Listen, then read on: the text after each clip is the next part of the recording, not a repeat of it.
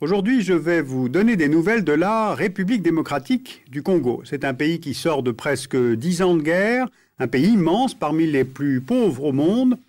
Et les élections démocratiques qui se sont tenues en 2006 sont évidemment une avancée en termes de gouvernance, mais est-ce qu'elles vont suffire à restaurer la stabilité dans ce pays? Alors essayons de faire connaissance. Voici la RDC, la République démocratique du Congo. Sa capitale, c'est Kinshasa. Ce pays, c'était le Zaïre jusqu'en 1997. Et avec 2 300 000 km², c'est l'un des plus vastes États du continent africain, à peu près 4 fois la France.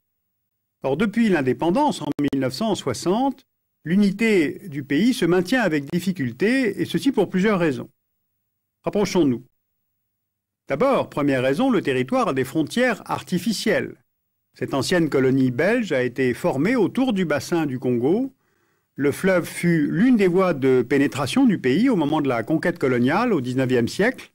Le pays a une ouverture sur l'Atlantique qui est très réduite, 37 km, soit un petit peu plus que la largeur du delta. Le deuxième facteur qui s'oppose à l'unité de ce pays, c'est la grande diversité ethnique. Le pays a 65 millions d'habitants, répartis en un peu plus de 200 ethnies, dont les principales, Mongo, Luba, Congo, appartiennent au groupe Bantou, et certaines, comme les Congos ou les Lunda, vivent à cheval sur les États voisins. Le Congo est aussi au croisement de 4 grands espaces linguistiques, le Lingala à l'ouest, le Kikongo au sud, le Chiluba au centre, le Swahili à l'est.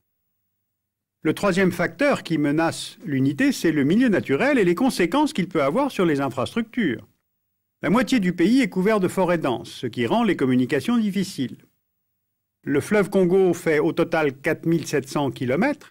Or, il n'est navigable que sur certains tronçons, comme entre Kisangani et Kinshasa, ou bien entre Matadi, qui est un grand port congolais, et l'embouchure du fleuve.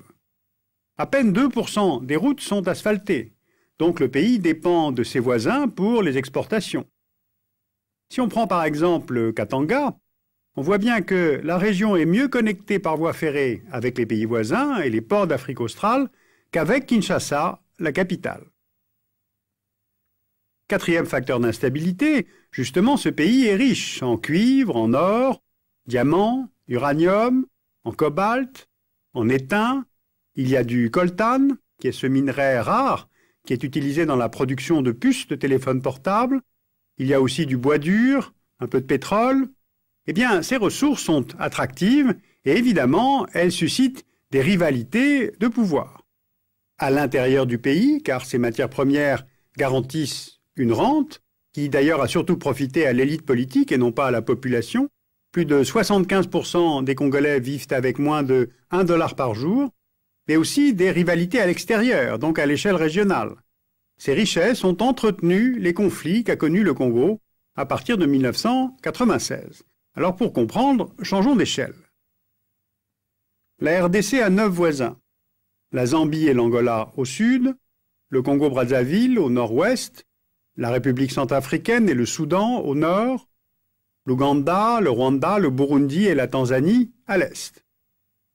Or, le génocide qu'a connu le Rwanda en 1994 a eu des conséquences directes sur la stabilité du Congo.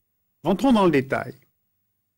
Plus d'1 million de Hutus venus du Rwanda voisin s'enfuient en 1994 et s'installent dans la province du Kivu en RDC, qui s'appelle alors le Zaïre. Or, parmi ces Hutus se trouvent des milices ayant participé au génocide rwandais. Elles lancent des attaques contre les Tutsis rwandais, mais aussi contre les Tutsis zaïrois, avec le soutien de Mobutu. Ce qui fait qu'en réaction, le Rwanda, dirigé par les Tutsis, et son allié ougandais, se mettent à appuyer les mouvements d'opposition au pouvoir de Mobutu. Le principal mouvement est dirigé par un certain Laurent Désiré Kabila. Kabila parvient finalement à Kinshasa, où il prend le pouvoir, en renversant Mobutu en 1997. Or, 15 mois après sa prise du pouvoir, Kabila cherche à se défaire de ses alliés, rwandais et ougandais, restés présents dans l'est du Congo. Ce revirement d'alliance conduit, en août 1998, à une deuxième crise qui, cette fois, ouvre sur un partage du pays en plusieurs zones d'influence. D'un côté, la partie ouest du pays, contrôlée par le gouvernement de Laurent-Désiré Kabila, puis à sa mort en 2001 par son fils, Joseph. Kabila est soutenu par l'Angola, le Zimbabwe et la Namibie, que l'on ne voit pas là sur la carte. Et puis de l'autre côté, on trouve le mouvement de libération du Congo, le Rassemblement congolais pour la démocratie et plusieurs milices au nord-est. Ils sont appuyés par l'Ouganda et le Rwanda, c'est-à-dire les anciens alliés de Kabila. Ces deux pays justifient leur présence militaire dans l'est du Congo pour contrer les bases arrières de la rébellion ougandaise et rwandaise, mais ils y ont aussi des intérêts économiques.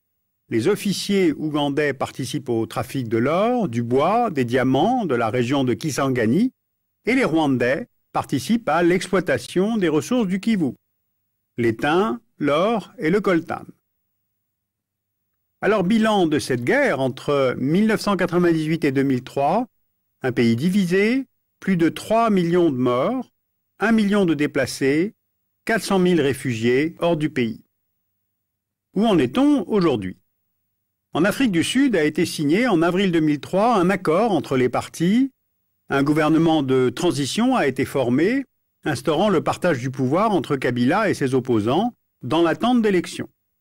Elles ont été reportées à plusieurs reprises et se sont déroulées entre juillet et octobre 2006 grâce à une large implication de la communauté internationale.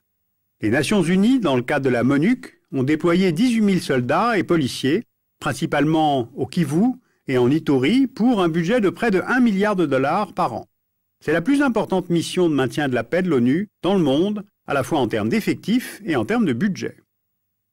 L'Union européenne aussi a envoyé en urgence la force Artemis en Ituri en 2003, puis en 2006 la mission de l'EUFOR, 1000 hommes à Kinshasa, pour préparer les élections.